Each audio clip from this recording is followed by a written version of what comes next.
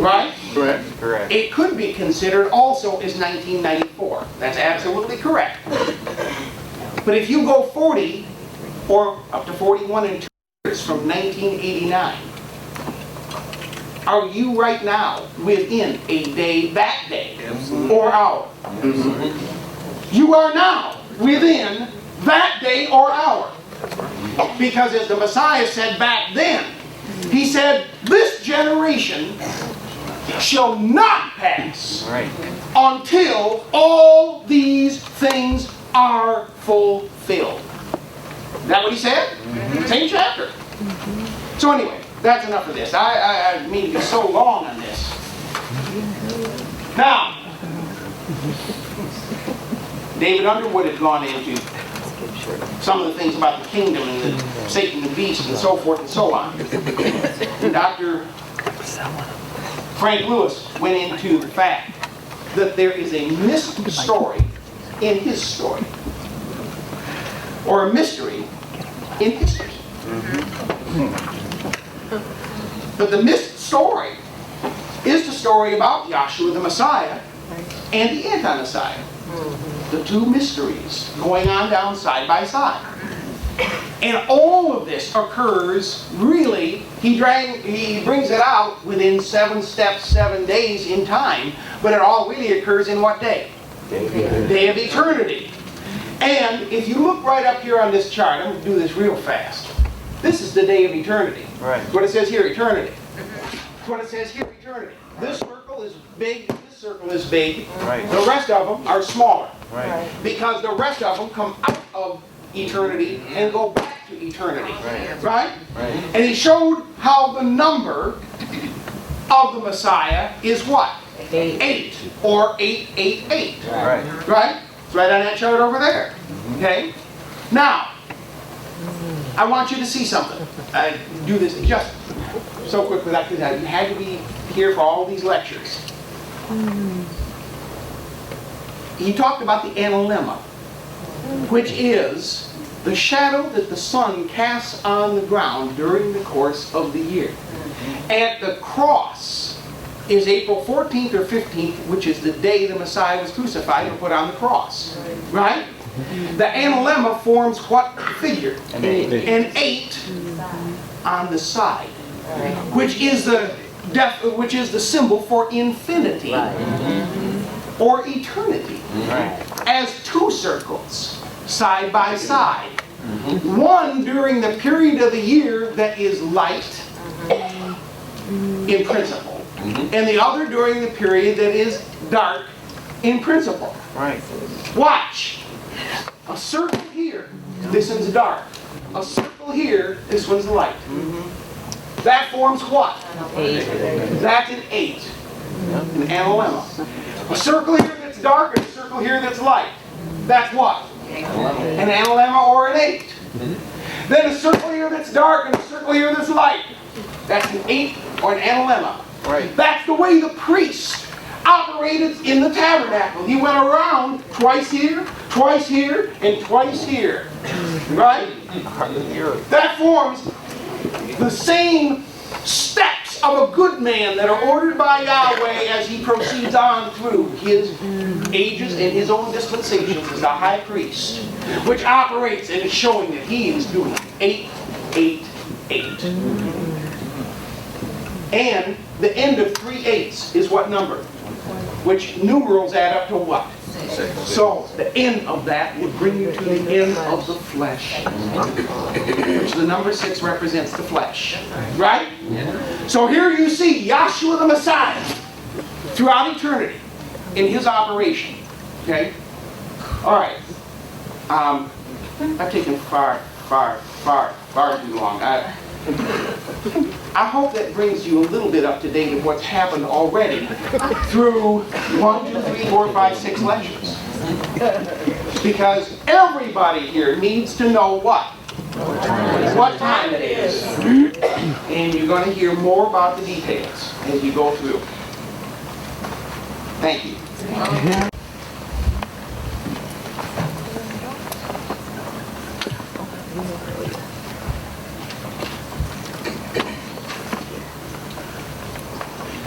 Good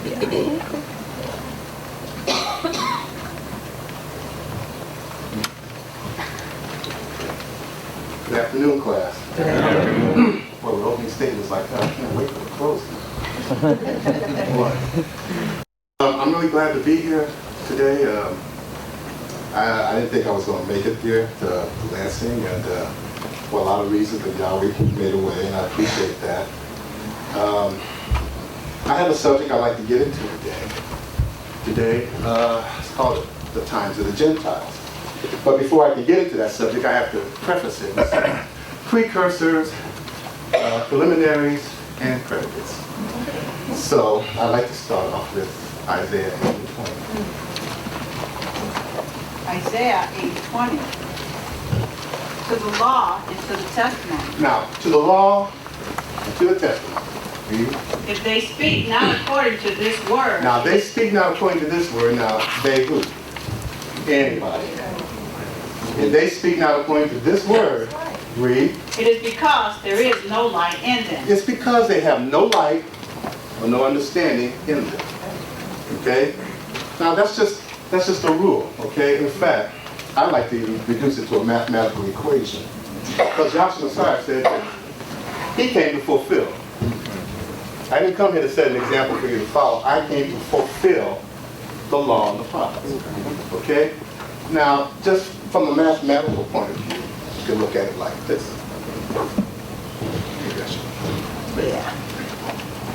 Yeah, about that. Now,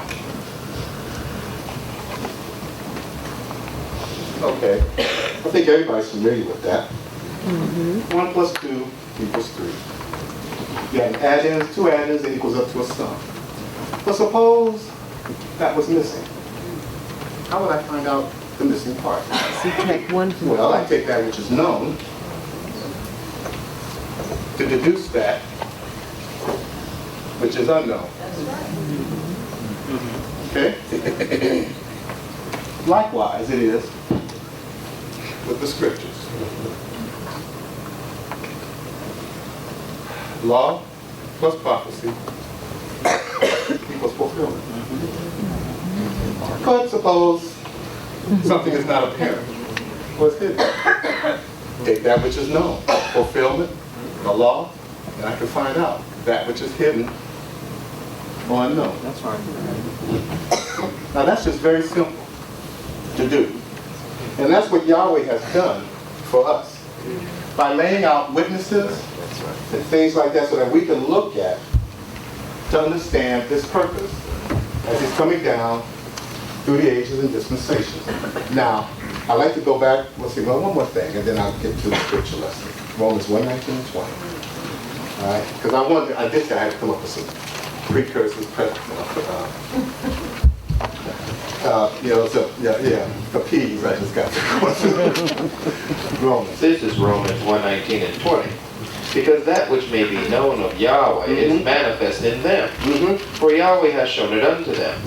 For the invisible things of him from the creation of the world are clearly seen, being understood by the things that are made, even his eternal power or supernal nature, so that they are without excuse. So now, it takes the natural things. In other words, we look at the natural things around us to understand the invisible things or the things in the spirit, because they are a reflection of that. Yahweh, who is pure spirit, see, he is the sum total, he's the source and the substance of everything. See, he is wisdom, intelligence, knowledge, love, beauty, justice, power, foundation, strength. Now, Yahweh, pure spirit, in part, transmuted into this state, this shape and form, what we call a superincorporeal, well, really, we call it this. We call it the great heavenly anthropomorphic being. That just simply says this is a spirit man without flesh and blood. And this we call Yahweh Elohim. Elohim is a divine title that Yahweh chose for himself to denote this state of what we call anthropomorphism. That's a nice fancy word. It just simply means to take on the shape and form of a man. Right. And it's this man, this is the first cause of all creation. This is creation. Yeah. Because when Yahweh took on shape and form or transmuted into the state, Yahweh, pure spirit, went into his rest. And it was the Son that did the work. Right. See? In other words, this what's represented here, see this and this heart right here we have here, this is spirit law. See, and the creation is drawn out of spirit law. See why? Because we have the first 5 books of our Bible, which is the books of the law, Genesis, Exodus, Numbers, Leviticus, Deuteronomy, and the testimony or the prophecy of the books from Joshua to Malachi. They are drawn out of the law. In other words, anything Jeremiah, Isaiah, Ezekiel, Zechariah, whatever they got to say, it's got to be found in the law. Because that's what it's drawn out of. In other words, see, this creation is drawn out of the law. So this creation is a testimony of spirit law. Okay? Now, the scripture lesson. Matthew 24, I think maybe around 14. And why are you getting that? I want Matthew 24, 14. And I think I want Mark. Well, see, these are the corollary scriptures. I think it's Mark, I think it's 11. No, Mark 13, 14. And I want Luke 21, 20. I want Matthew first. This is Matthew 24, 14. And this gospel of the kingdom shall be preached in all the world for a witness unto all nations, and then shall the end come. I want, yeah, go ahead. Keep going. Now, keep going on Matthew. 15th verse. When ye therefore shall see the abomination of desolation, spoken of by Daniel the prophet. Now, this is the abomination of desolation that was spoken by Daniel the prophet. You see, what you have in this chart, this is in the book of Daniel. Right. And this is the desolation that he spoke about. Read. Let me read that again. But when ye therefore shall see the abomination of desolation spoken of by Daniel the prophet, stand in the holy Now, he's place. telling you, when you see the abomination of desolation spoken of by Daniel the prophet, you stand in the holy place. See? What do you mean? Well, hey, I can look at this chart. This is a Moses chart here. Now, this chart, this Moses chart, represents the greater and more perfect tabernacle, which is the universe. All right? And it's threefold, because we have Egypt, which is the court round about. We have the wilderness of Sinai, which represents the holy place. And we have Canaan land, which represents the most holy place. The river Jordan would be the veils, representing the veil dividing the two compartments, same as the Red Sea here, as a veil dividing this compartment from this one. So now, if I look on this chart, see, because remember, we're drawing back out of the law and the prophets, I could see the abomination of desolation. See? On here, get Mark. Mark 13, 14. But when ye shall see the abomination of desolation spoken of by Daniel the prophet, standing where it ought not. Standing where it ought not. Now that's just a little variation. Now see, the other one told you, now when you see the abomination, you stand in the holy place. Right. Now in this one it says, when you see the abomination of desolation standing where it ought not. Yeah. Where is it ought not standing? Well, it's standing right here, because see, I can look at this golden Right. calf. That's the abomination of desolation back here. Standing where it ought not. Right. All right? That's right. Okay, keep reading. Let him that understandeth, let him that readeth understand it. Then let them that be in Judea flee to the mountains. Okay, that's good enough. So now, I got two things here. One, it tells you, okay, stand in the holy place. Why? Because see, here's the tabernacle. Because see, in the holy place, you have light, you have bread, Yeah. and you have an intercessor. Yeah. Now, you can get persnickety and elaborate all you want, but I like to just break it down to just hard-packed, concise principles. Light, bread, intercessor. That's about as simple as you can make that. Okay? So now you stand in the holy place, and so therefore you are receiving the light. You're receiving the bread, and who is Joshua, which is the intercessor. All of this pointing to Joshua. All right? Now, Luke. Luke 21, 20. And when ye shall see Jerusalem compassed with armies, then know that the desolation thereof is nigh. Now, when you see Jerusalem compassed about by armies, then you know the desolation is nigh. See, now the other two scriptures says about the abomination of desolation. That's See, right. see, it's letting you know that, when you see it, because if you see it, if it's within eyesight, it is nigh. It's right upon you. Okay? Read. 21st verse. Then let them which are in Judea flee to the mountains, and let them which are in the midst of it depart out. Okay, in other words, see, if you're in the midst of it and you see, now the only way you're going to see the abomination of desolation is that you have to be quickened or translated by the Holy Spirit. Yes. See? Otherwise, you ain't gonna see anything. But once you've been translated and you see it, and I was telling you, flee to the mountain. What are you talking about? Go find a hill? No. Flee to the mountain. This is the mountain. See, this is the elevated state right here. Flee to the mountain. Read. And let them which are in the midst of it depart out. And let those that are in the midst depart out. John writes, come out of Babylon, my people, and be not partaker of her plagues. What plagues? Well, the same plagues that happened down here in Egypt. But that's what John's looking back on. So everything is a repetition. See, if it's not that way, then see, you would lose your way, or you get lost, or you wouldn't find, you just get messed up. And see, Yahweh wouldn't be that great of a deity if he said, well, I'm going to be this way one time, and then come down the line, well, I'm changing up over here. You see, then you could have an excuse. You say, well, look, Yahweh, you said this, now how am I going to keep up with you on this, But since he says, I change not, see, then you have no excuse by not knowing him as he really is, and as he actually exists. Read. And let not them that are in the countries enter thereinto. Continue. For these be the days of vengeance, that all things that are written may be fulfilled. But woe unto them that are with child, and to them that give suck in those days. In other words, see, if the Holy Spirit is being formed in you, you haven't been converted, see, that's what the devil does. See, one of the biggest things the devil does is this. He's into birth control. See, that's what happened down here in Egypt. See, he was killing all the boy babies down there. He's into birth control. He doesn't want you to be born at all. Why? Because he's back up here in the garden. See, he was told up here after transgression. See, the man Adam was told, by the sweat of his brow you will work. The woman, see, you have pain in childbearing, and Paul elaborates saying you will be saved in childbearing. Now Lucifer said, for Lucifer, he's going to eat the dust of the earth. Now Lucifer knows that the woman's going to be saved in childbearing. So from his point of view, he said, well, all I got to do is just wait, and once it come out, just kill it. Or if not, if I catch the woman who's pregnant, maybe I can trip her, push her down some steps or something, make her miscarriage, that kind of thing. All these things are spiritually applicable. See, somebody come tell you, hey man, I want you to stay home today and watch the football game with me. No man, I gotta go to class. Oh, you can stay home and watch football. See, they're trying to miscarriage you. See, and see, that's the thing that kind of got to me, because I didn't think I was going to be here, because I was coming up with a whole bunch of excuses. Well, I ain't got no money and stuff. Then my birthday comes and I get a plane ticket for a birthday present. and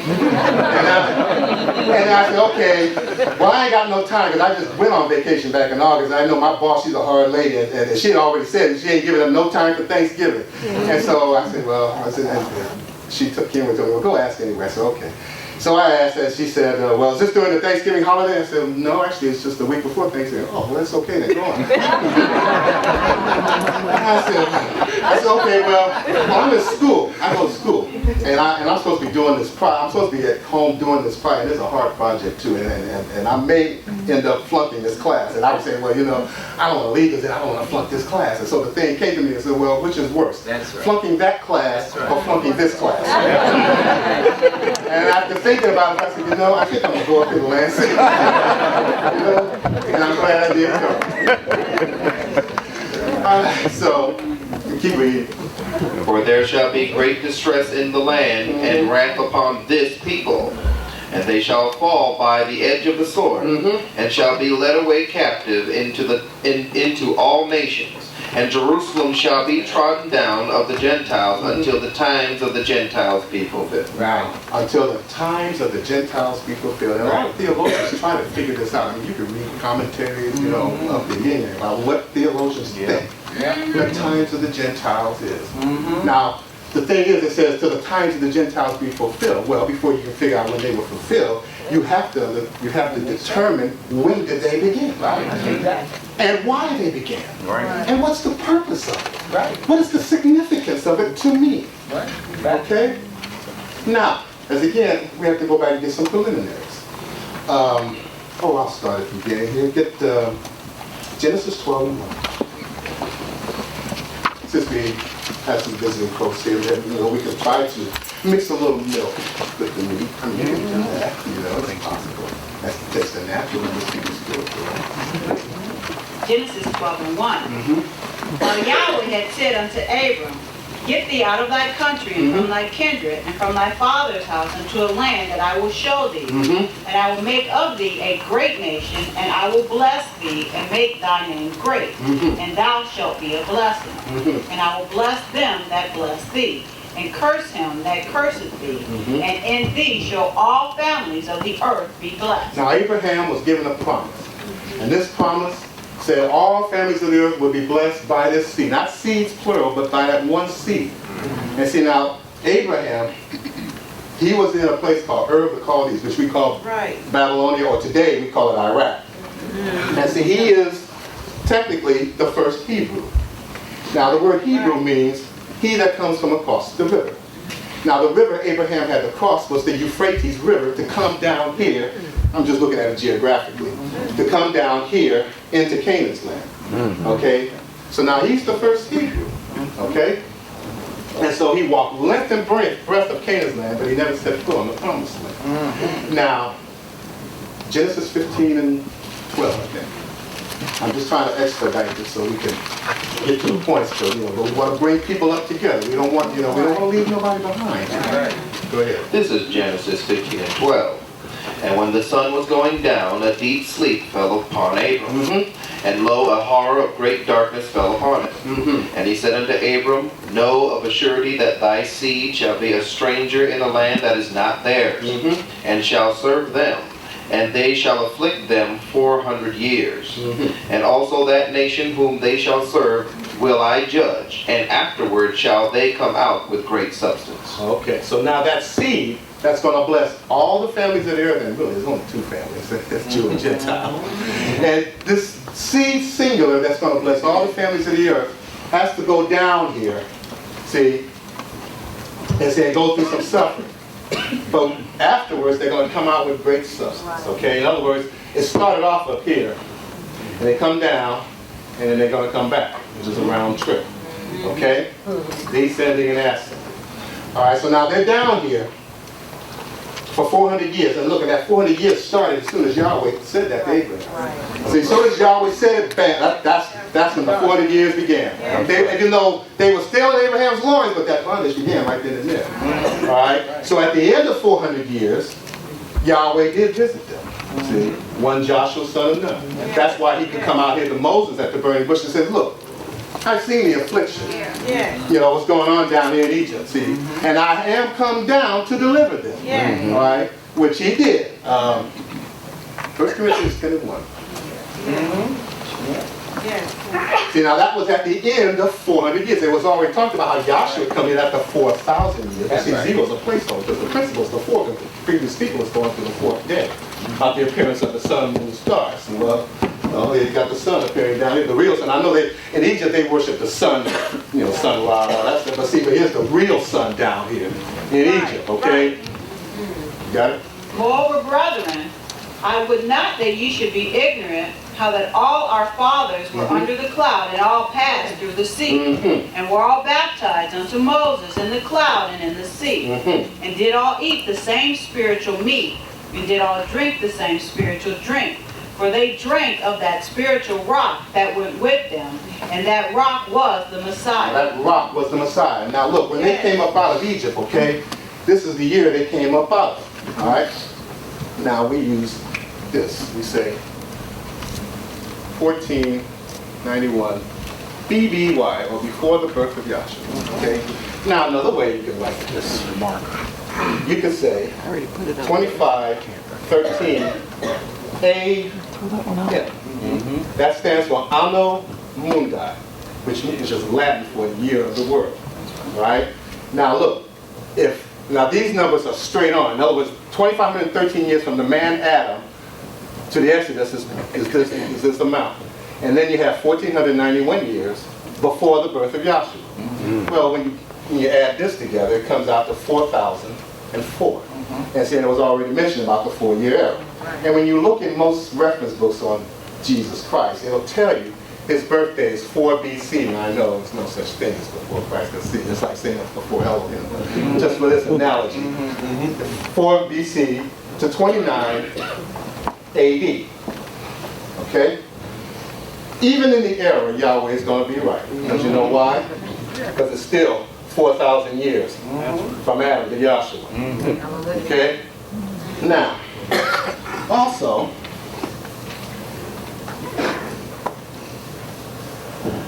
they come out, we'll use this, 25:13 a.m. Now they came out here and they got to this mountain over here, all right? Now Moses is told to come up alone by himself, all right, up into this cloud, and he's going to receive the things Yahweh's going to give him.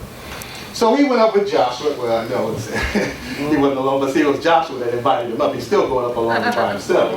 And so he's up there, he's laying down, and so he's seeing the vision of the heavens and the earth. 7 solar days. In other words, it did not take 7 days for Yahweh to create creation. Right. It just took Yahweh 7 days to show it to Moses. Right. Or to explain it to him in a simplistic detail. Okay? So now, prophetically speaking, see, a day is for a year and a year is for a day. All right, so these 7 days become 7 years. Yep. All right? And so when you add that on to 25:13, that comes up with 25:20. That's right. As was gone over the other night, a very mystical number. A very special number. Okay? We have it right here on the pyramid. This is the Great Pyramid here. It's 25:20. So in other words, see, the Israelites came out at the end of this. Or in other words, they were away from bondage in 25:20. See, at the end of those years, okay? Now, they're out here for 40 years. I'm just expediting the story so we can get to the points. Now, they're out here for 40 years, and look, there were 603,550 folks that came up out of Egypt. That generation died out here in the wilderness because of disobedience. And it was a new birth, see, that went over, all right? Now that new birth consisted of 144,000. What are you talking about? We see it was 12,000 from each tribe. In other words, there's 12 tribes. So 12,000 from each tribe. See, that was 144,000 of the new birth. Now, they didn't count it back here, but John on the Isle of Patmos, looking back on the thing, called the number out. Okay? 144,000 that came over. And see, and look, people, you know, like Jehovah's Witnesses always say, well, only 144,000 is going to be saved because they look at reading the Bible and say that, okay? But if you keep reading that scripture, it says, yeah, it was 144,000 and over, but then there was a number that no man could count. See? Now that 144,000 represented the fighting forces for these folks. And they did. They went up here, Joshua the son of Nun led them, and they fought 40 years for the conquest of Canaan. And at the end of 40 years, Joshua the son of Nun, allotted out the land to each of the 12 tribes. In other words, see, that land represented their inheritance. All right? The fulfillment of a promise given to Abraham. Okay? So now here, they got their inheritance. All right? So now, after the, I don't want to say death, but Joshua ain't dying. After Joshua leaves the scene, so to speak, all right, there was no king over there. You know, it was just the elders of each tribe. You know, they went to them, they ruled over the tribe. There was no king, and so therefore, once Joshua was off the scene, then they began to, you know, to mess up. Maybe we should read that. Joshua 1. I mean, not Joshua, the Judges. Judges, yeah. Well, read the Judges 1 and. There was another generation. Right. Second chapter. Okay.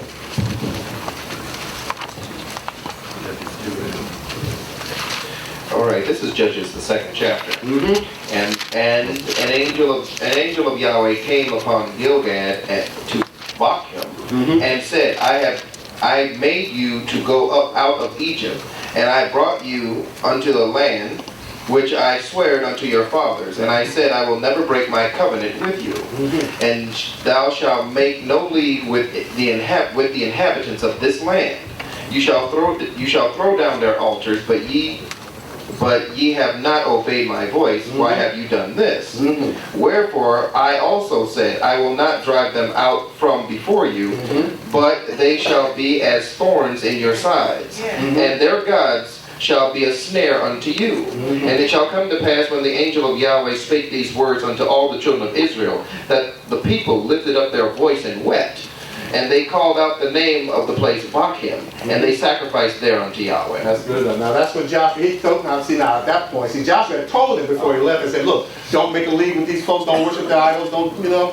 And then after he's gone, then they just go on and mess up. Then he had to come up out the grave and tell the folks, I said, I did not tell y'all to do this. See, but now they're going to be, you know, going through some trials, you know what I mean, and it's going to happen. Because see, we're going to get in a minute, it's in the law that it was going to happen that way. Okay? That's right. Now, the period of the judges, I think it's Acts 13, to talk about the 40 and 50 years.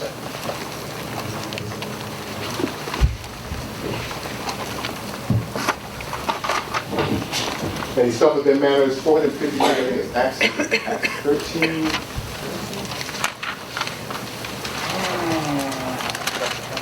I used to be a semi-biblical maniac, then I got old.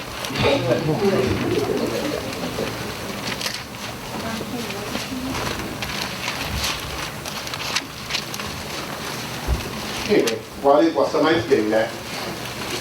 Acts 13 and 20. 13 and 20? Okay, Acts 13 and 20. Uh-huh. And after that, he gave unto them judges about the space of 450 years. Go back above that, the verse before that. 19th verse. And when he had destroyed 7 nations in the land of Canaan, That's Joshua son of Nun up here. All right, go ahead. he divided their land to them by lot. In other words, he gave them their inheritance. Right. All right, go ahead. And after that, he gave unto them judges about the space of 450 years. Now, he gave them judges about the space of 450 years. And this is a thing that even theologians don't understand today. Because this is where they get the chronology messed up. Because they think it's 400 concurrent years. Right. See, consecutive, thank you. Right. Consecutive years. See, but with the way our founder explained it, see, it's like this. See, there were 15 judges between Joshua and the first king of Israel, who was Saul. All right, the last judge is Samuel the prophet. Now, when you go, and I sent the textbook, it is delineated quite well. And so it tells you about the judges, about the 15 judges. When you add up the time periods that they judged Israel, it will come out to about 339 years. I'll put this to judges. And that, now they went into various servitudes, like the Philistines and so and all of that. And so now, when you add all of those things up, it comes out to 111 years. And that accounts for the 450 years that's talked about in the passage in Acts. See, it's a combination of both the judges and the, I'll put servitudes. Okay? Now, mind you, I should put this up here. There were 6 servitudes during that period. Right. All right? And they were servitudes in their own land. They didn't go anywhere. They were just, people came in and just conquered them in their own land and put them under subjection to Yahweh, raised up a judge, like Gideon or Barak or Samson or Deborah, to deliver them out. And they were okay for a minute. Then they would go right back into their idolatrous state, and Yahweh said, okay, That's right. so another invading, okay, it's time to punish again. See? And so that's what that is about. Now, it was brought out the other night about the history of Judah and Israel, the kingdoms. All right? Because you had 3 kings at first. All right? You had Saul, David, and Solomon of what they call the united monarchy. That's to say all the 12 tribes were under one head. Okay? Now after Solomon's demise and his son took over, see, he was like, well, look, my father, he chastised you with whips, but I'm going to chastise you with scorpions. And see, and that just caused a revolt among the tribes. 10 of them voted away, became the northern kingdom of Israel, see. And the other 2 tribes, Judah and Benjamin, stayed and collectively became the kingdom of Judah, with 2 separate lineages and so forth. Now, the 10 tribes that became the kingdom of Judah, they got taken away in 721 by the Assyrians, by Sargon. And so he came down and took them away into captivity. And then that begins the so-called legendary stories of the 10 lost tribes of Israel. They ain't lost. Yahweh knows where they are. Just because you don't know, it don't mean Yahweh don't know. See? Now that was then. Now, later on, about a little more than 100 years after that, we're going to get another, deportation, okay? And that's going to be caused by Nebuchadnezzar. But before we get to that, I need to get some precursors. I need to get Deuteronomy, I think it's the 28th chapter. 28, maybe around 49. Because you see, Yahweh, when he thundered down this law from Mount Sinai. See, people only know about, most people only know about the Ten Commandments, but I have you know, he gave them 613 ordinances, statutes, and judgments. All right? And you should sit down and read some of them sometime. Because, see, he had to fulfill it, each and every one of them. And see, and as we said, the types and shadows, it takes the natural to understand the spirit. Okay? Now, Yahweh had told them out here in the wilderness, and said, look, he thundered down that law, and the people down there said, oh, look, Moses, you go up there and see what it is. Because, see, because don't let him talk to us like that anymore. And look, all that Yahweh said will we do. All right? But don't let him talk to us. In other words, he got married. They get married. See, Yahweh became that. It's just like, you get married. Right? Says that you take this man to your lawful with a wife, your husband, and you sick his name, and he said, I do. That's what happened here. So Yahweh was the husband. Okay? Now, Yahweh told them and said, now look, if you break my law, this is what's going to happen to you. Read.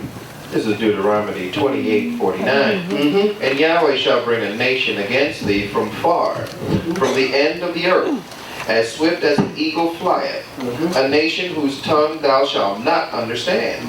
A nation of fierce countenance, which shall not regard the person of the old, nor show favor to the young. He shall eat the fruit of thy cattle, and the fruit of thy land, until thou be destroyed.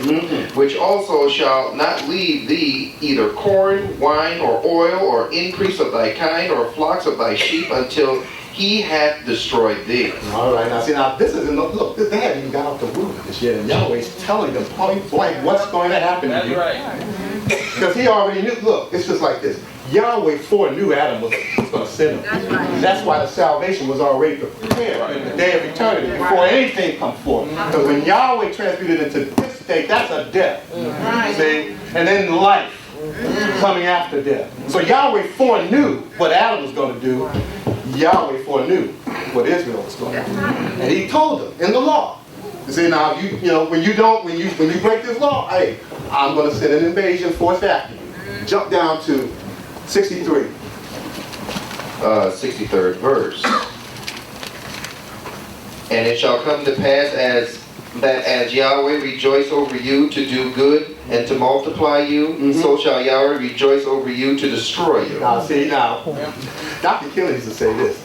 I'll help you both ways. I'll help to save you, and I will help to destroy you. It's all right with me, because I'm going to take pleasure in either one. Ain't that what it's saying? You always say, I took great pleasure in saving you, but hey, by the same token, I will take great pleasure in destroying you. See, read.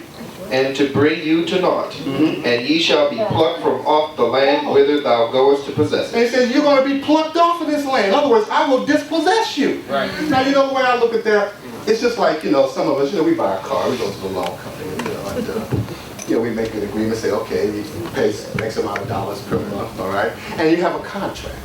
See, the Israelites were under a contract. This covenant, see, this covenant here was a contract. That was a contract Yahweh made with them. So likewise, you have a contract with the loan company. You want to get a car. You buy a car. And they say, okay, well, you pay so much X amount of dollars per month. Okay.